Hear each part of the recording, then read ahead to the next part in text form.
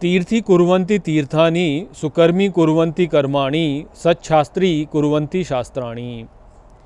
नमस्कार मित्रों, ये जो सूत्र है ये नारद भक्ति सूत्रों का 69वां सूत्र है जिसे हम आज गहराई से समझेंगे। तो आइए सबसे पहले इसके अर्थ को समझते हैं। तो जो सूत्र कहता है तीर्थी कुर्वन्ति तीर्थानि, अर्थात तीर्थ को तीर्थ योग्य करते हैं। सुकर्मी कुर्वन्ति कर्माणि, अर्थात कर्मों को सुकर्म करते हैं। सच्छास्त्री कुर्वन्ति शास्त्राणि, अर्थात शास्त्रों को सत्शास्त्र करते हैं। तो यहाँ पर नारद मुनि भक्तों के विषय में कहते हैं कि जो श्रेष्ठ भक्त होते हैं वो तीर्थों को तीर्थ के योग्य बनाते हैं, वह ही कर्मों को सुकर्म बनाते हैं और वह ही शास्त्रों को सत्शास्त्र बनाते हैं। अर्थात जो श्रेष्ठ भक्त होते हैं वह ही हैं जो कि अनुसरण करने योग्य होते हैं। कि यदि हम भक्ति का जो पथ है उसका अनुसरण यदि करना चाहते हैं तो हमें श्रेष्ठ भक्तों का ही अनुसरण करना चाहिए। तो वो उसी विषय में कह रहे थे। पहले जो सूत्र था, पिछला सूत्र जो था, वहाँ पे उन्होंने बोला था कि जो श्रेष्ठ भक्त होते हैं उनका जो लक्षण होता है वो ऐसा होता है कि वह कंठ में अवरोध के साथ में जो है रोमांच के साथ आंसू बहाते हुए जो है भाव विभोर होकर ईश्वर को पुकारते हैं और अपने इस प्रकार के व्यवहार से जो है वह पृथ्वी को शुद्ध करते हैं और कुल को शुद्ध करते हैं। तो वो उसी विषय में आगे यहाँ पे बता रहे हैं कि वह ही हैं जो कि वास्तव में तीर्थों को भी सिद्ध तीर्थ करते हैं, वह ही हैं जो कि कर्मों को भी सिद्ध कर्म करते हैं और वह ही हैं जो कि शास्त्रों को भी सिद्ध करते हैं कि कौन से शास्त्र श्रेष्ठ हैं और कौन से नहीं हैं।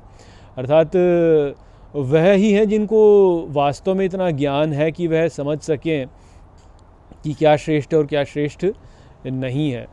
तो हमको भी उनका ही अनुसरण करना चाहिए और हमको जो है ये समझना चाहिए कि वो जिस प्रकार की विषयों को महत्व देते हैं या वो जिस प्रकार का अपने जीवन में कार्य करते हैं हम भी उसी प्रकार से जो है उसी प्रकार से अपना पालन करें।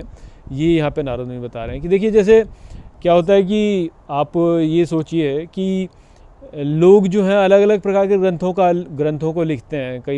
कुछ लोग जो है अलग शास्त्रों को निर्माण करते हैं, कुछ अलग शास्त्रों को निर्माण करते हैं। जैसे अब आप देखिए ना कि भारतीय सभ्यता में ही कितने सारे शास्त्र हैं। नाट्य शास्त्र हो गया या अर्थशास्त्र हो गया। तो ये सभी जो शास्त्र हैं इनको पुष्टि देने वाले जो हैं कि हाँ ये जो शास्त्र है ये वास्तव में सत्शास्त्र है कि नहीं है, वह भक्त लोग ही हैं। वह ही वास्तव बता सकते हैं कि हाँ ये जो शास्त्र है ये श्रेष्ठ है कि नहीं है।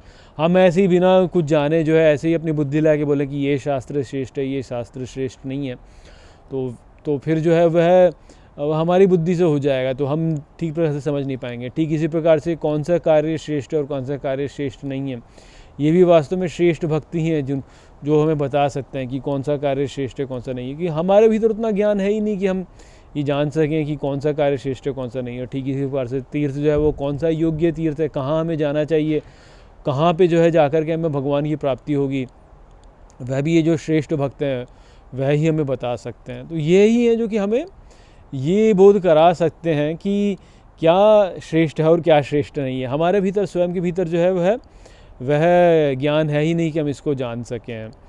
तो वो संदेश था यहाँ पर इस सूत्र में। आशा करता हूँ कि मैंने इस सूत्र को आपको अच्छे से समझा दिया होगा। चलिए इसी के साथ इस वीडियो को यहीं पे समाप्त करते हैं। नमस्ते।